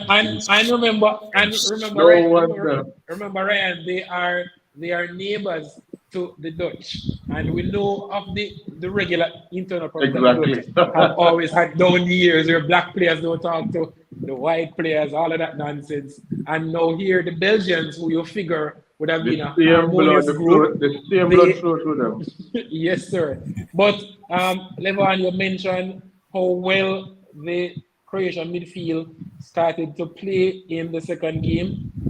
Expect more of the same. We know that's the strength of the team because they have always had a very good midfield. They don't no longer have someone like Rakitic, but where someone like Kovacic was not necessarily always a starter in recent years. He's now one of their first names on the team sheet. Brozovic, very, very good player, and he has almost a telepathic relationship with Luka Modric. So definitely expect Croatia to have a lot of the ball, because Belgium, especially with how they have been playing, they look like they are all strangers. But for some reason or the other, I just think that Belgium gets something from this point. Whether it's a 1-1 draw or, as Jeremy said, 2-1 to them. But I definitely have Morocco winning the group, though, guys. I just think Morocco will definitely do this against Canada, and I think that Croatia may have it a bit more difficult against Belgium, who will have this Levon as their last stand. All right. Yeah. Want to see if you get what me I predict towards, But let's move on to the final group games tomorrow, and that will be the games at 2 p.m. First up, we have Japan playing against Spain. How do we see that one going? I mean, if Japan wins, then a particular team is out. But that particular team is begging Spain to please, just don't lose. That's it. Just don't lose. I'm good. But where's this one going? Well, this is one of those groups that what else can happen in this group? We saw Spain on match day one look imperious, but Costa Rica was underwhelming on the day. Spain was very, very clinical, which is not something you normally associate with Spain, Levon, because normally we figure Spain will create a plethora of chances, but they are not the most proficient. They are quite profligate in terms of chances and taking a chance. But they had 7 shots on target against Costa Rica, and they scored 7 goals. Second time around, they found it a bit more difficult against Germany. They passed the game for long periods, but that lack of cutting edge came back to haunt them, and Germany deservingly got the point, because Germany could have won it later on with those 2 guilty chances, Musiala and obviously in the 9 members of the game, obviously Leroy Sané. But as it relates to Spain versus Japan, they are like the proverbial cow, guys. The cow gives the milk and then kicks the pail of milk over, because you figure that after doing so well to beat Germany and the euphoria and all of that, and then to come crashing down against Costa Rica, they have to pick themselves up really, really quickly against a Spanish team which will dominate for long periods. But the thing about it is that Japan has weapons to hurt Spain, provided that Japan is able to keep the game close. Because we have seen where Japan at their best is in the transition. When the game is stretched, they can hurt you. When they play against Costa Rica, the contrasting styles, I don't think that was a matchup that suited them. And I think they may have more space against Spain, provided they are able to avoid that suffocating press. Because, Spain presses relentlessly when they lose the ball. Can't see Spain not winning this game, because Japan, they really disappointed me on match day 2.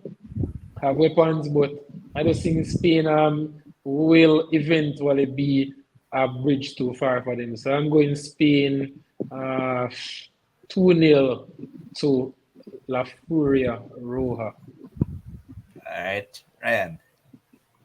Well, I'm sure when Japan got this draw earlier this year, they looked at the games and they said, okay, we need to try get a draw somewhere along the line, but we're definitely going to beat Costa Rica. That's the game we have to win. No, they got the win. They got the win on match day 1 against Germany, and that put them in an even better position than what they bargained for. And somehow they managed to throw away the capital against Costa Rica. Now they are in a position where they now need to beat Spain, and I don't think they're going to manage it, because at the end of the day, Spain needs something out of the game just to be sure, just to be certain, and actually to win the group. So Spain is going to go there to win, and Japan has to get something out of the game, and I don't see it happening. based on the fact that they threw it all away. When they lost to Costa Rica, I said this is where it ends for them. They better hope that Spain beat Germany, because that for me is going to decide whether they go through or not. And that did not happen. So I think Germany is going to find a way to advance, and Japan basically throw it away. All right. Oh, you want a prediction? 2-1 scoreline. 2-1 Spain. And Owen Green actually agrees with you. Devin also agrees with you. Here's Curtis Selke saying that Japan 2-2, Spain send home Germany. If that just 2-2, then Germany will progress. But Jamin wants to say that 2-0. All right, final group game. Interesting, boys. To the Baba tell me I'm side that go home, but Baba is like a coward still, and you know, say watch the show sometimes. So you need to if Japan draws, you need to win by 2 goals. Yeah. Yeah. Right, so Baba, He's confident. I mean, brother, I put at least 3 or 4 past Costa Rica tomorrow. Are you talking with your head, Levon, or talking with your heart? Head, heart, mean is entirety. Full crew will start tomorrow, full crew will score a double. Okay. Me no want to Thomas Muller start. If Thomas Muller start, me not watch a match. Any of Thomas Muller start that game, I not watching it. Muller mustn't see my side. We don't know, we don't have a goal to give already, right? Because regardless who start running, whether Zula, Schlotterbeck, or Ginter, one of them, they're going to find a way to give up a goal. I know someone I can see tomorrow, though. Now I can see tomorrow. Now. So personally, I mean, those defenders, when they play, goals give up. That's just what I'm saying. But I think tomorrow is where Musiala finally comes to the fore and Musiala scores his first World Cup goal. Tomorrow will be that day, and if you really look at it, all of the good plays that Germany has done at this World Cup has come through Musiala, and it goes to show that at this point in time, build the team around this guy. Yeah, he's 19. You don't really want to pressurize him, but he's your main attacking outlet, he's your main creative force, so why not?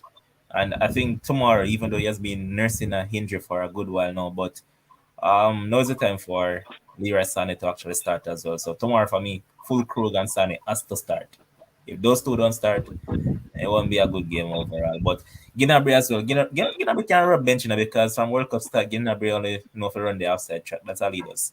But separate apart from that, I'm seeing Germany win by 3 clear goals tomorrow. It could be 3-0, 4-1, but by 3 clear goals. What say you, Well, Germany must win. Costa Rica, against all odds, they are sitting in third. 3 points. Yes, they have a poor goal difference. But Costa Rica tends to be plucky. If they can be as resolute as they were on match day 2 against Japan, then they may frustrate Germany. And Germany has been the type of team that they can go for long periods without scoring because they aren't necessarily the most prolific. When you look at these players who are tasked with scoring the goals, many of them have big question marks. Spoke about Thomas Muller. He has definitely lost his mojo as it relates to scoring goals. Fulkrug, yes, he definitely should start, and I think he will start, especially seeing how he impacted the game in the two times we have seen him. Even in defeat against Japan, he didn't get much service, but you saw where the team looked significantly better as opposed to when he isn't in the lineup level. So I think Fulkrug definitely is one of the first names on the team sheet for tomorrow. I think I've been slightly disappointed. I spoke about this to you already, and I'll mention it once more in the progress of Karim Adeyemi.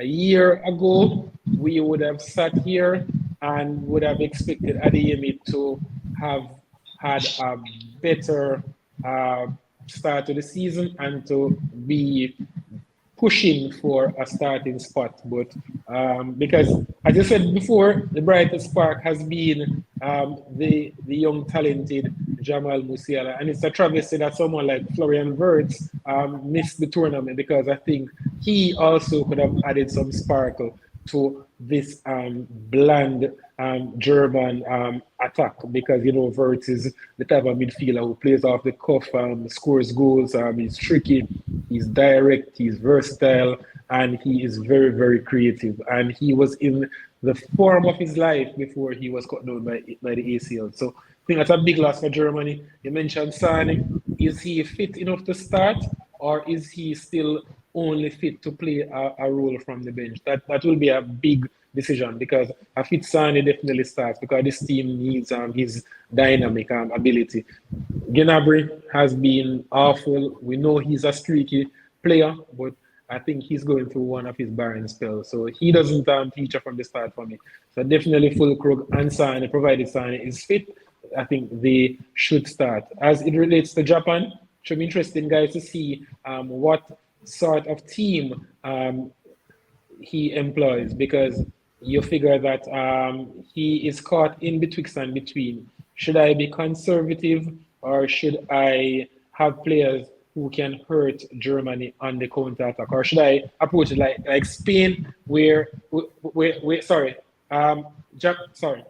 Costa Rica we're talking about. My apology. I'm so caught up with this Japanese team, but Costa Rica, you struggle to see where you're going to get goals from in terms of Bennett. He's pacey, but he's raw. Campbell. Yes, he has a bright upside, but it's still a big task to be to shoulder so much of the attack. Contreras, so they aren't necessarily the most prolific, but they have nothing to lose. But for me, Germany wins. I just think Germany definitely wins. Some backtracking. Japan's game against Spain should be interesting though to see who he plays, the Japanese coach, guys. Does he set up like how he set up against Germany, try to sit in and then second half make the changes, or does he employ a more proactive approach where he has to be the German structure? Because there's a difference though. There's a difference with Spain and Germany based on what I've seen so far. Yes, people might look at it and say Enrique Madman Fiesta Raji as a centre back, but it gives them that cover. It gives them those legs that Eric Garcia and those guys cannot give, because Garcia precisely. And the thing about he gives the what? He gives the what? Leg. Yeah, but Paul Torres can do that. Yeah, but the thing about it is that, and I've seen Paul Torres along with Laporte, Ryan, and it's the same thing. They are left side. They're heavily left sided, and they aren't necessarily the most comfortable. And I think that's why. Yeah, but the thing is, Eric Garcia. The thing is, we always the two right-footed centre backs play, and nobody complains. But the thing about it also is that because their propensities to always have possession, right? He wants to have his best players in terms of being able to pass, and Rodri's metronomic ability with the ball at his feet. Even someone like Hugo Guimaraes. Guimaraes is really a midfielder who is converted and able to play in at centre back. Yes, because, and it's good that we mentioned this, because in the case of Morocco has two left footers playing, because Aguerd and Saïd. So this is not something that is impossible to work. Yeah, but I think, Brian, that's why I think that's why we have seen so much of Eric Garcia at international level, because he wants a right footer and a left footer, period. Because before he went with this Roger experiment, Ryan, obviously the two best centre backs that they had in that squad would have been Pau Torres and Aymeric Laporte. Yeah, but exactly. I figured the reason he wants that balance in terms of comfort with the ball and being able to bring the ball out to your stronger side, open your body and get the ball. Because in Euros, yes, they conceded goals in Euros, but Pau Torres and Laporte were very good at in Euros as a centre back. Who won Nations League? No, which one? France won it. Beat them in the final. Who won? Beat Spain in the finals. All right, that's where I was going to go back. That was where the experiment started with Raji. That was the first place that Raji played as a centre. Wasn't it Garcia who started? Wasn't it? I know Garcia was the one who touched the ball for the Mbappe winner. But that was where the Roger experiment started at centre back. It was in Nations League. Okay. It was the other day when I saw the lineup first, and I was like, I think I've seen this somewhere before. And then I dig back and go research it back, and I say, oh, Nations League was where it actually started the experiment with Roger. Because I don't recall seeing it in this Nations League, the one that won the group with. I don't recall seeing that. But yeah, for you, no, right? I see Germany game ago. No, I mean, I think Germany will find a way to come back from the dead. I don't see them losing this one. I have them to win comfortably in the end. In the end, it will be all comfortable. They'll come second in the group behind Spain. Somehow they find a way to come back from the dead and advance, unfortunately. But yeah, they will find a way, and I have them to win 3-0. I don't see Costa Rica being that much of a threat, to be honest with you. I don't think they'll be as bad as Spain, but I don't think they'll prevent Germany from scoring. I think Germany will get some goals, and they'll do the business, and they'll find a way to make it out. Good teams tend to find a way. I think they'll do that. And they'll come out the group with Spain as was expected from the beginning. So I think it will end 3-0 in favor of Germany. Levon, should be interesting to see if Duarte and Borges play in defense and midfield respectively because they are precisely so. That's the issue because we know that these were instrumental players in 2014, but that's 8 years ago. They have aged not so gracefully, and I think they will struggle if they are tasked with trying to keep the Germans at bay tomorrow. Yes, Leighton Carter was saying that Germany has to win because my other half I got vexed and me I got suffer. Serious. But initially I mentioned that I want Marco to win the group. No, you guys also who I wanted. If Marco wins the group, it will be Marco versus Germany in the round of 16. That's provided that Germany does the business, right? We are going to do the business, bro. I'm confident. And it will be Croatia against Spain in the round of 16. If that unfolds. But if, say, Croatia should win the group... So the poison that you're picking is Morocco. Oh, me? Anyone I told them, right now, I can run Croatia old man midfield to run. No, the midfield are all enough. I mean, brother, Croatia midfield old man. Check your levels. The youngest in that midfield is Kovacic, and he's 28. Yeah, but Brozovic now old in terms of old. I think he's 30. 30, yeah, that's not old. In terms of old. Come on, man. That prime still, man. 30 still prime. I would say just a confirmation. Yeah, he's about 31. He's 30. 30, yeah, man. Yeah, but in terms of combined age in regards to them and then the Germans, then you'd say Germany will be younger because Kimmich is 28, Goretzka is same 28, Gunda 31. Gunda 32. 31, 32. Musiala, yeah, but Levon, while they're old, especially in the case of Modric, they are very, very good and they allow the ball to do the work. Exactly. Yes, and they are so press resistant. And Kovacic, on his day, he's able to break the press. He's a very, very, very good player. So you know what was so amazing? You know what was so amazing on Sunday when Canada was running a riot over them for like 20 minutes, the first 20 minutes. It's like they just so okay, we have the experience, let us just knock the 1-2s. And they just started the 1-2s and Canada had no idea what to do. No idea. Kovacic started to carry the ball, Brozovic started to knock it with Luka, you know, Brozo and Luka seem like they have a chemistry thing. They just started knocking it. Kovacic started to carry the ball, beat the press and all of that, and it's like Canada was like, hold on, what would you know? I think there was this particular run by Kovacic where he was looking back for the 1-2-1. I don't remember who he played it. I think it was what's the striker name, man? Kamaric. The center forward, the one that... Devaya. Huh? Liver. What's his name again? Liver something? Liver. Yeah. But another key point that I want to mention before we close off, you know that they have a good centre back pairing going forward. The youngster from Dynamo Zagreb that hasn't played any minutes at all in this tournament in Josip Sotalo. Brilliant kid.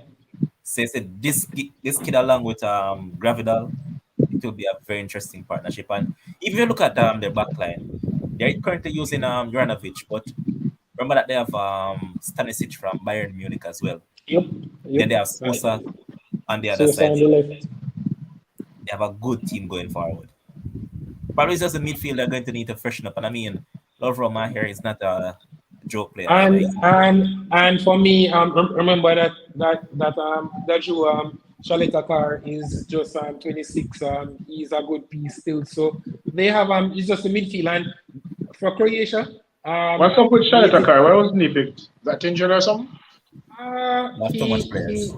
He didn't necessarily play well last season at Marseille and just joined at Southampton. So I figured that he went with players who have been playing regularly. I was looking at Poland and I realized Poland also never had Bednarek. Yep, no, Bednarek is in the squad. He just hasn't played. He's in the squad? Yep. He's there, man. Yep.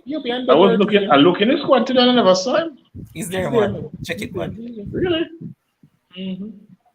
They may insert it in the going forward, but he's definitely in the squad.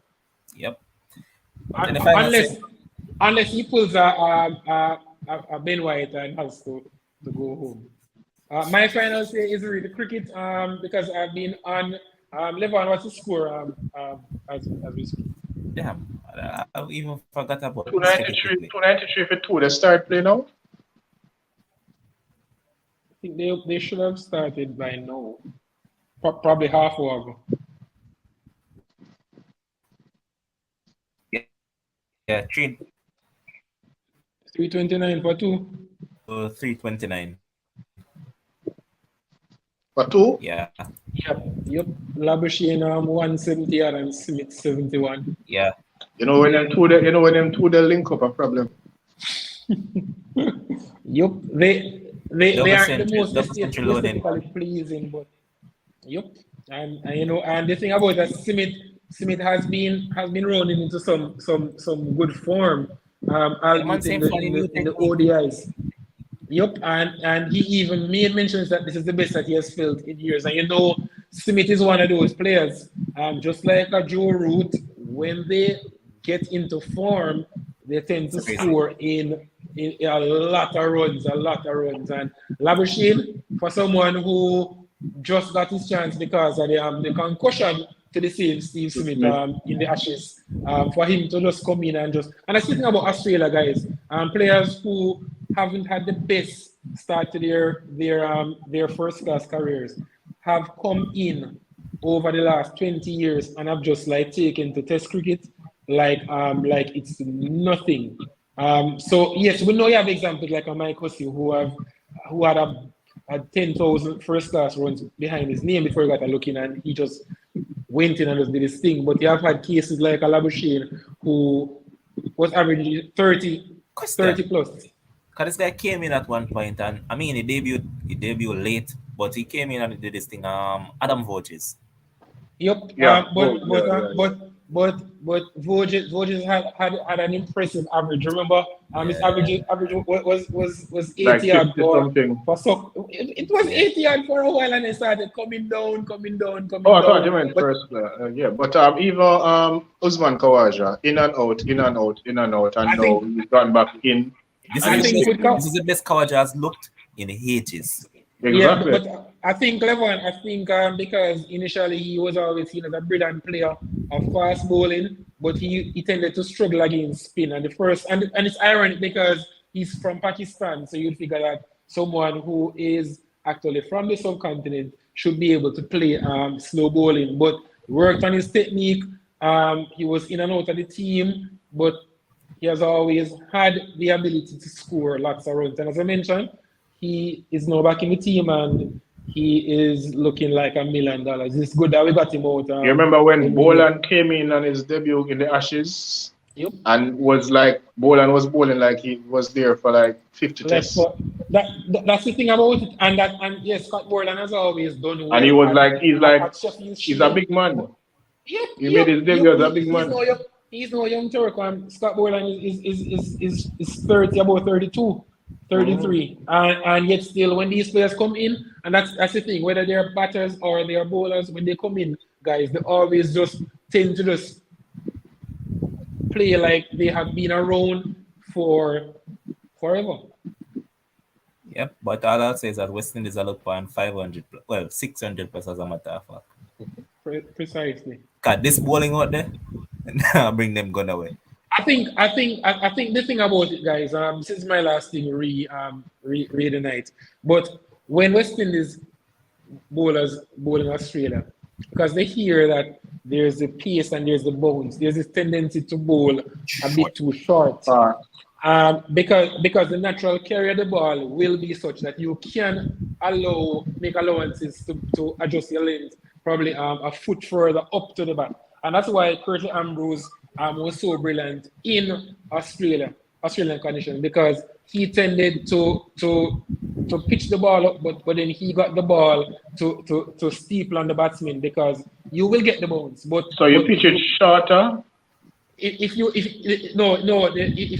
bring the ball further up, you're still going to get the bounce. But the thing is, because you can pitch further up in Australia because of the nature of the pitches, while on other pitches you will tend to go shorter because you don't want to be driven. In Australia, what Ambrose used to always do and get batsmen nicking off was because he put the ball up to the bat, but then he got the ball to steeple.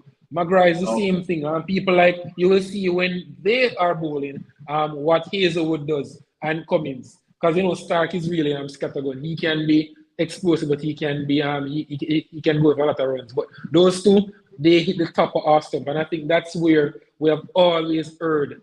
We have always heard this big build-up. The bowlers are going to pitch up, and they are not going to get carried away by the pace and bounce. Granted, the pitch in Perth hasn't been as quick, and for the viewers, this is not the old test ground, the Waka.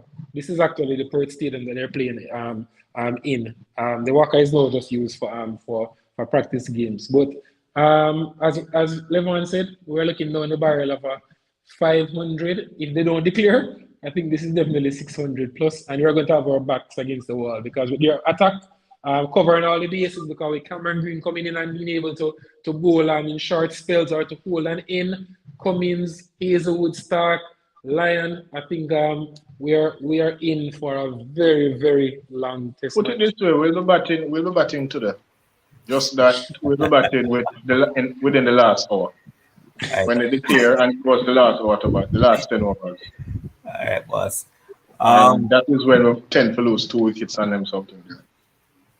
All right, so anything interesting to look forward to tomorrow, Ryan? I think any upset on the cards for tomorrow, football-wise? You mean upset that I would like Belgium. I would like a big team or two to go home. Belgium is an upset. Germany goes home, that would be nice. At least no, two flags. I'm saying Belgium is going to beat. What kind of Belgium go at that about? I'm saying Belgium is going to beat Germany. That's the upset, because Belgium isn't a big team, Ryan. We know that. No, but what happened, is that them man here tend to, when one go home, them just switch on the flag the next way and use it.